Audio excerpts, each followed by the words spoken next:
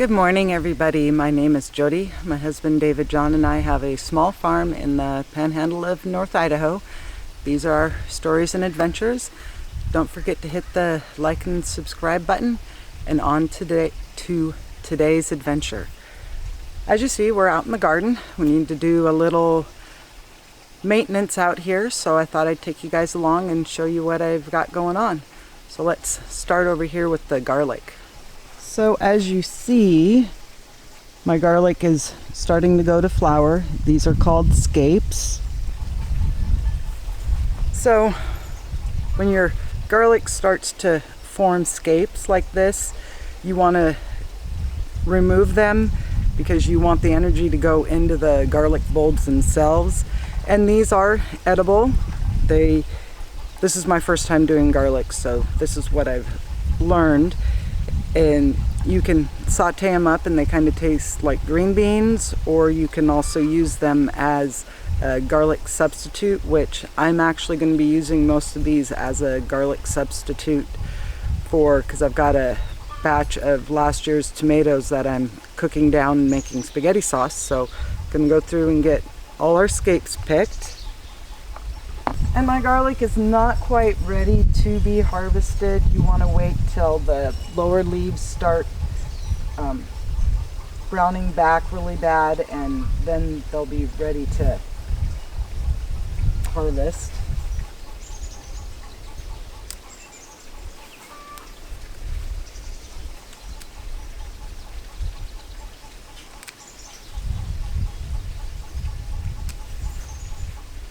So, got a bucket of scapes. Gonna take these into the house, then come back and we're gonna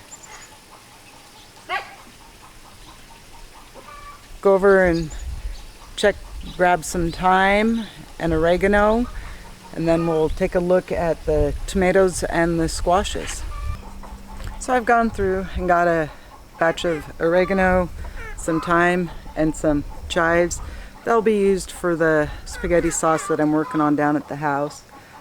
But let's grab you guys off the tripod and take a look at the zucchinis and everything, because some of them are about ready to be harvested. So over here we've got the green zucchini, and this is one that we planted from a start. And this one, I believe, is from a start, yeah, because there's a little seedling start, but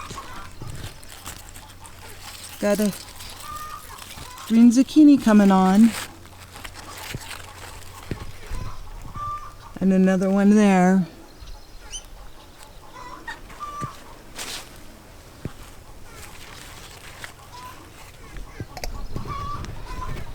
The green zucchinis really didn't seem to be affected by the transplant.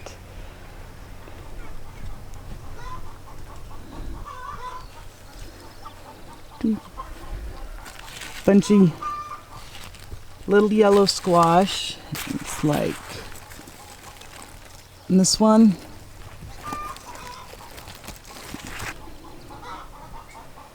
it's got blossom end rot. And that was from when we had that 2 weeks after I transplanted them and they were blooming. That torrential downpour just washed the pollen off the end of the pollen out of the cup of the flower. So that's one of the things I'm going to be doing today, is going through and making sure any of these get picked young and just thrown over the fence to the birds, because no sense in the plant wasting its energy on this when I'd rather it spend energy on good produce.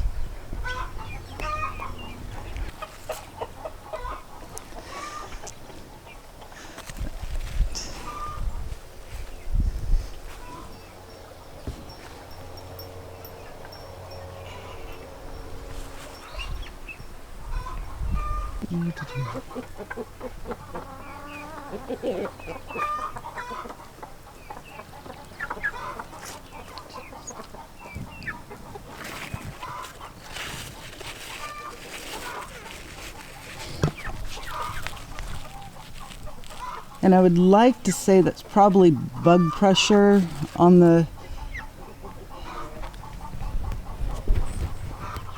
starts there, which it probably is, because I see a little bit on the green beans that some of them came up and then have been eaten off. Part of the reason I planted really heavy was because if there was bug pressure, because I could spray or I could put diatomaceous earth down, but either one of those don't know the difference between good bugs and bad bugs, so I just kind of deal with it in a one-off situation if something really needs to be treated. But the other day on this wall of tomatoes, went through and kind of cleaned them up and retied them.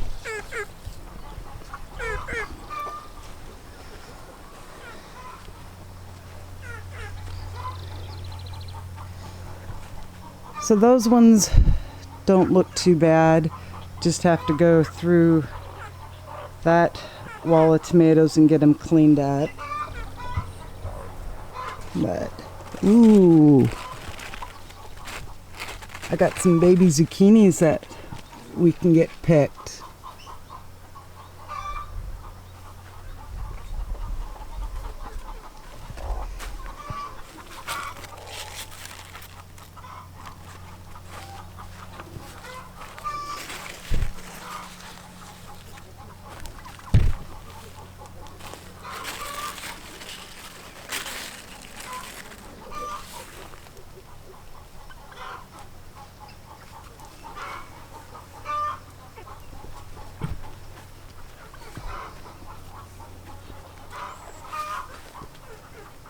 But the cucumbers that I planted in here, most of them have come up good.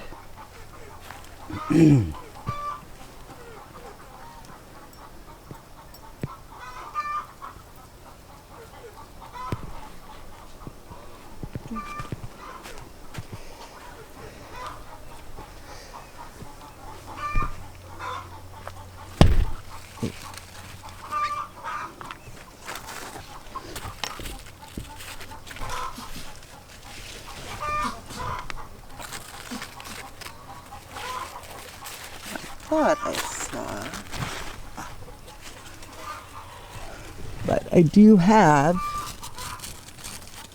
a baby pumpkin.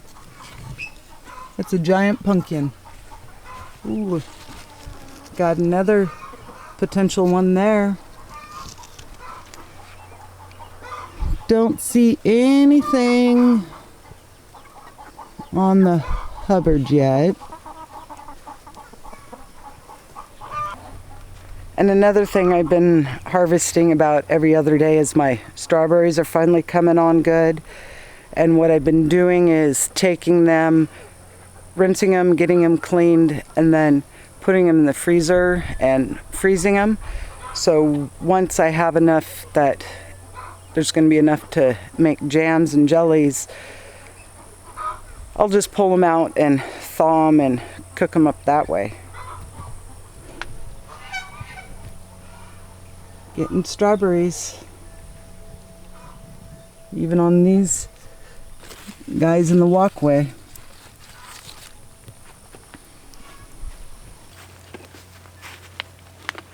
So we're gonna go through and get this guy cleaned up, get the suckers out of the armpits.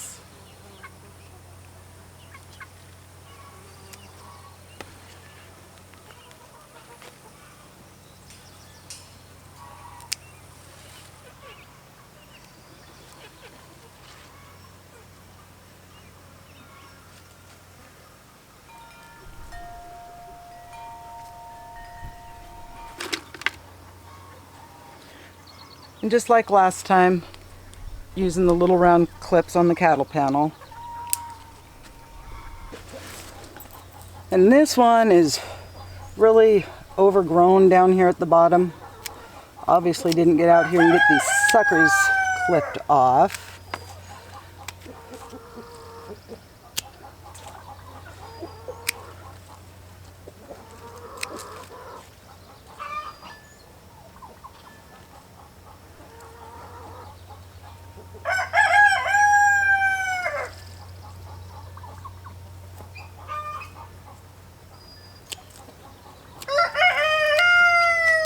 So these little cherries are the hardest ones to keep clean and maintained. So they may be a little wilder then, but let's go through and see if we can do a little cleanup on this guy.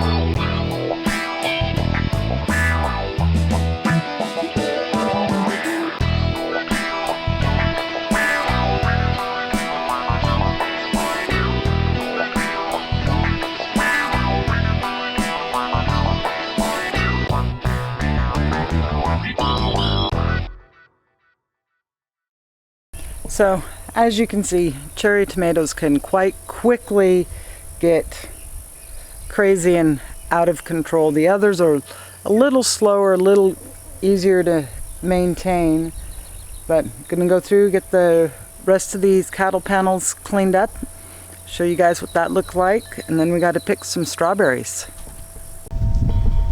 Okay, so I've gone through, got a few little zucchinis picked and a little harvest of strawberries. I have to go down to the house and get these cleaned up and in the freezer, but we also got to go to the greenhouse and get some basil for the spaghetti sauce that I'm working on. But before we do that, let me show you what the tomatoes all look like and my, what is it? My purple green beans are starting to trellis up.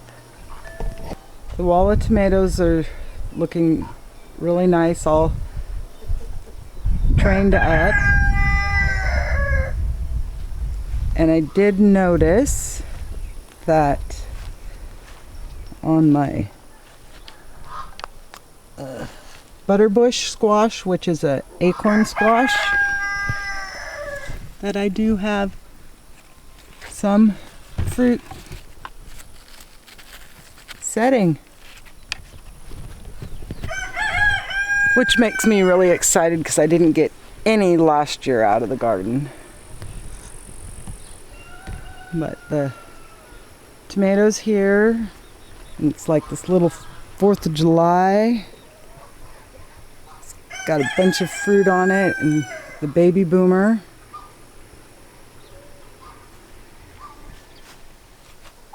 And yellow pear. And so far, it looks like all of my tomatoes are doing so much better than last year. So, knock on wood, we'll have lots of tomato products to be working on a little later this year. But let's go get some basil out of the greenhouse. So, up here, I've got, let me show you. My stevia that I have to go back through and do a little more pruning on, and then the blue spruce and the Thai basil. Hopefully, even though it's gone to flower, won't affect the taste of them, because that's one of the things I heard. But what I'm going to do is I am going to go through and kind of prune these back, get rid of the flowers, and get some leaves for the pasta sauce. But the tomatoes in here are looking really good. Have to go back around and do a little more pruning. But I have brought the sweet peppers out. Not sure exactly how I'm going to do them. I may just leave them in these pots and just bottom water them. Have to get up here and get this all cleaned out and kind of get these guys spaced out. But first, let's get some basil picked. So I'm just gonna also be pruning for shape just to get them down a little bit.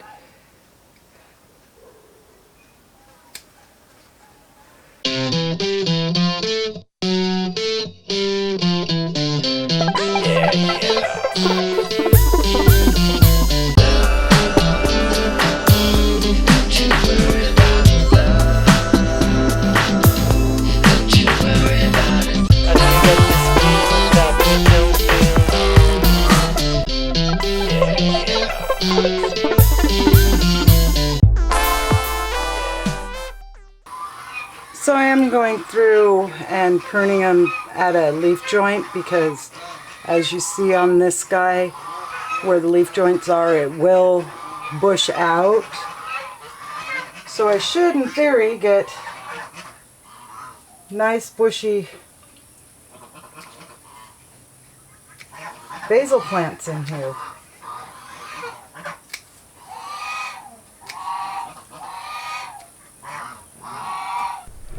Since I'm going through doing garden maintenance, I should go through and do some maintenance on these tomatoes. Yeah, not too bad, just a couple suckers that I had to prune off. So let's go down to the seed shed and see if we have any peppers that are going to be ripe and ready to add to our spaghetti sauce. So I do have a few peppers on the tower. It's like I've got a black Hungarian. Make that 2.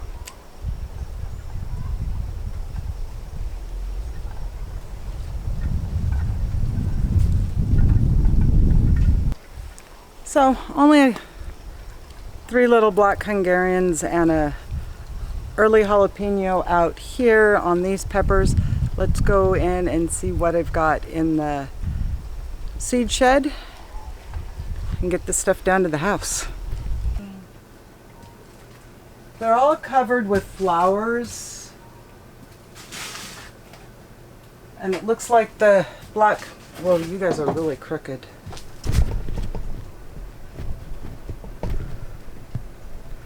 And it looks like the black Hungarian is definitely the earliest producer.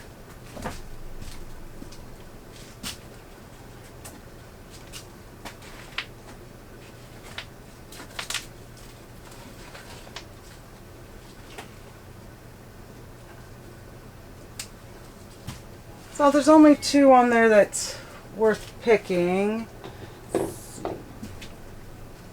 Really nothing else I see. So,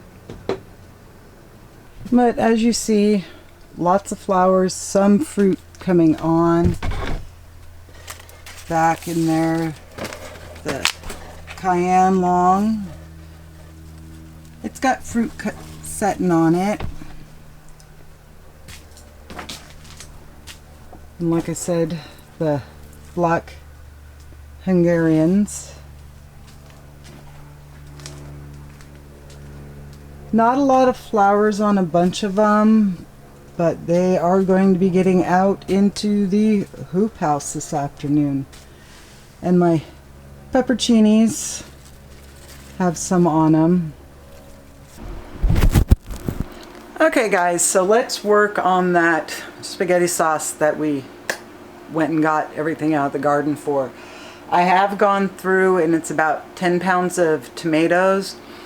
I have gone through and I've been cooking them almost all day yesterday. Just have it warming up right now so we can add our vegetables and herbs to it.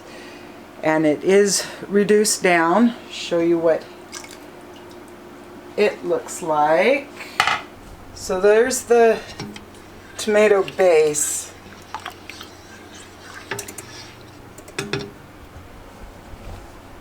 Let the camera on fog. So I have gone through and chopped up the garlic scapes, onions, and the peppers. We have our thyme, oregano, basil, and chives. And I know on the herbs that looks like a lot, but when you're using fresh herbs, you have to, it's like because the recipe calls for 1.25 teaspoon of oregano, but then you do the conversion and that equals out for fresh oregano to be 4.5 teaspoons. So just have to remember that if you're using fresh, you do need to increase the amount that you're going to be putting in. So we're going to combine all these in with our tomatoes and bring it up to a simmer. Let it simmer for 20 minutes or so, and then we'll get the pressure canner down and get it started. You can, the one recipe is a water bath, but with tomatoes, just I'm erring on the side of caution by using the pressure canner. So let's get this stuff added in.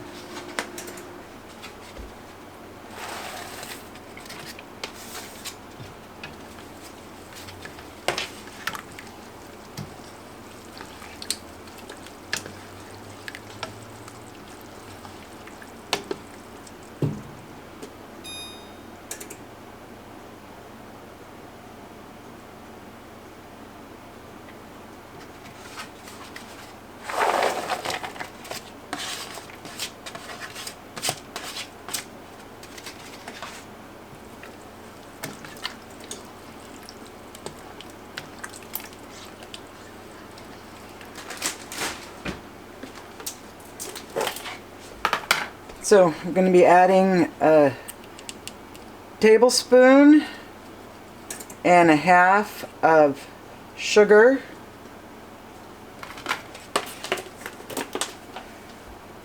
and a teaspoon of black pepper, and 2 tablespoons of salt.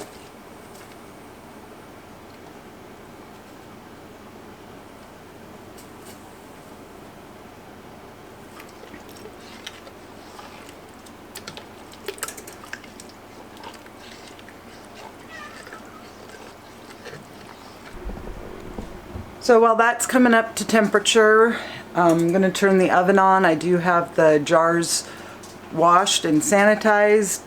Have them in a baking dish with some water because you want to have hot jars when you're going into the pressure canner. Then just that way everything processes that much faster.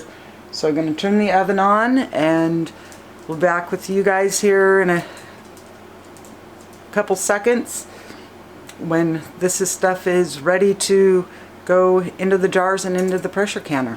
Okay, so the spaghetti sauce has been cooking for about 30 minutes on a low simmer. I've got the pressure canner brought down, have it starting to warm up. In the bottom of your pressure canner, you want to make sure you have this in here or you'll have exploding jars. This just protects the jars from the heat of the bottom of the pot. I've added about 2 pints of water and about 3 tablespoons of vinegar to the pressure canner. The reason for the vinegar is if you have hard water like we do. If you don't, you'll get the cloudiness on the outside of your jars, which is just the calcium deposit out of the water. So get this heated up and then we'll be ready to transfer the sauce into the jars and get this thing going. Okay, so the pressure canner has come up nice and warm. So and I just pulled the jars and the sauce off so everything is still nice and hot.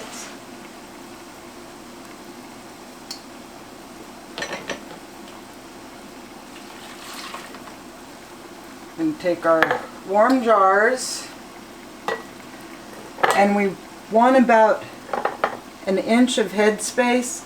So we'll fill to just where the blue line is on the funnel here. And try not to make too big of a mess.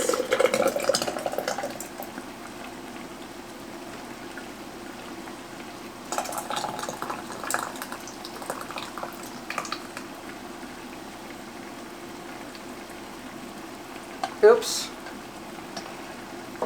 Forgot a very important step. With tomato products, you have to add lemon juice.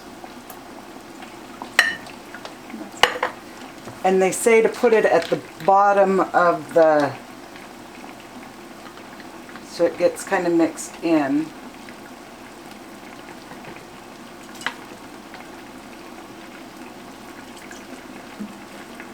And I'm doing about a tablespoon and a half for these jars.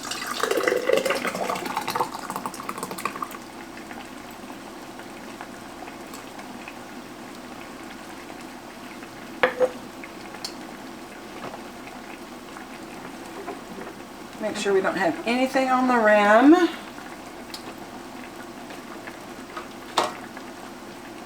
And I did put the lids in the hot water just to soften the wax on them.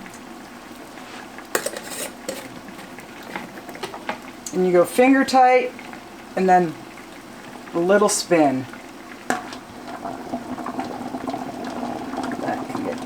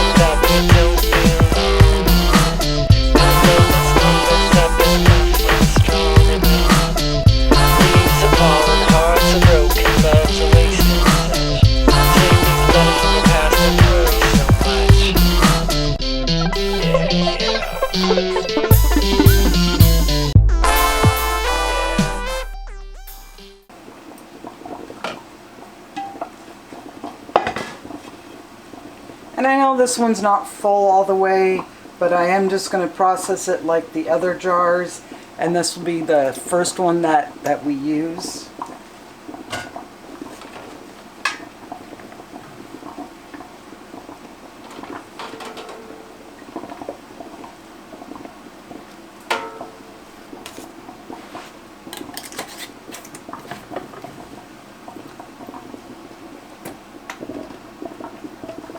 Okay.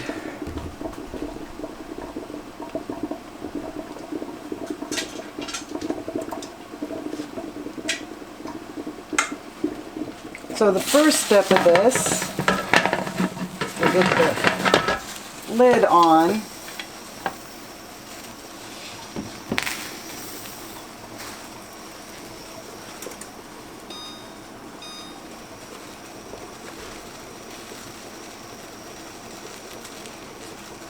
And we'll bring it up to pressure, and then we'll have to evacuate it for 10 minutes before we put the weight on.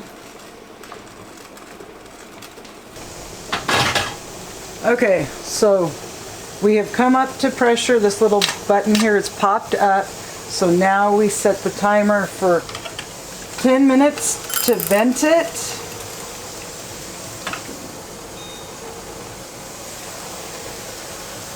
And then we'll be back to put this on in 10 minutes. Okay, so it has been venting for the 10 minutes. Now we'll put the pressure cap on and build up the pressure to, what is it, 11 pounds, and then try to maintain it at 11, not going under or your time would start. And once we're at the 11 pounds, the processing time is 10 minutes under pressure.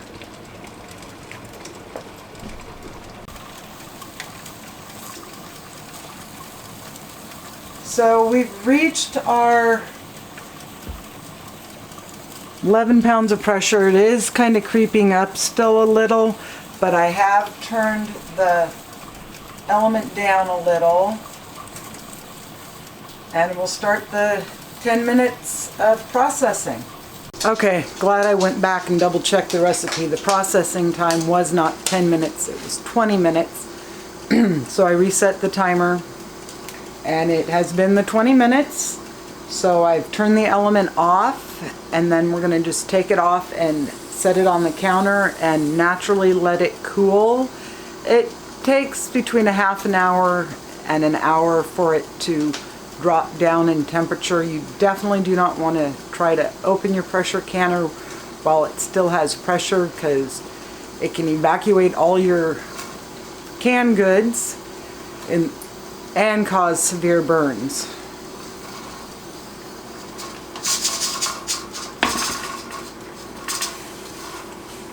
So while that's cooling, I am also doing a quick pickle on the beets and some cauliflower. And these guys are just going to be in a water bath, and I will be doing more intensive canning show and tells once the garden starts really producing. But it was one of those, because all the ingredients were cold. I'm just starting this from cold water, gonna bring it up to a boil and then process it for 10 minutes, and then we'll show you guys what those look like. Okay, so this has come down from pressure, so we're going to be able to open that and look at that. These guys have come to a boil and processed for 10 minutes. So let get these ones out. But there's a jar of pickled beets.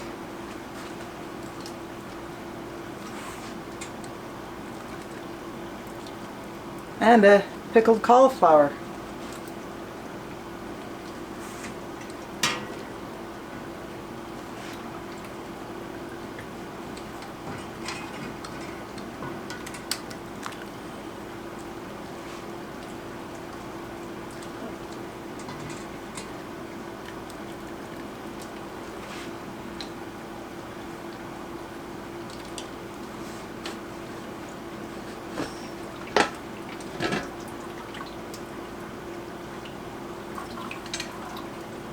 Well, it doesn't look like anybody exploded, which is always a positive.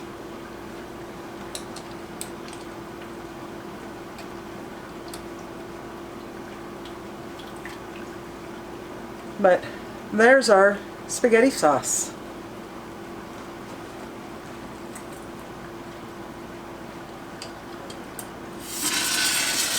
Ooh.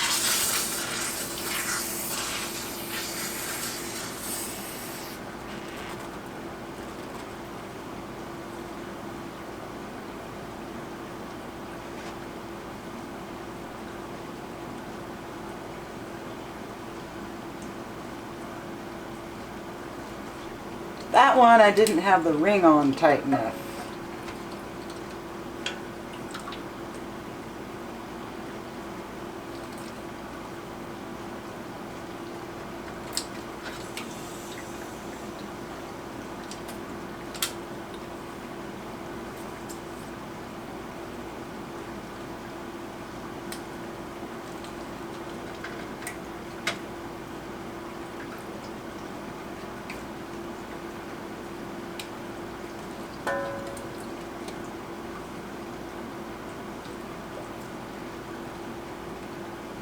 We're able to get a little stuffed process today from out in the garden. So I hope you enjoyed the video. Like I said, I will be doing a lot more canning videos as stuff comes into readiness to be processed. So we'll be back with you guys on the next video. So have a good day and a good week, and bye for now.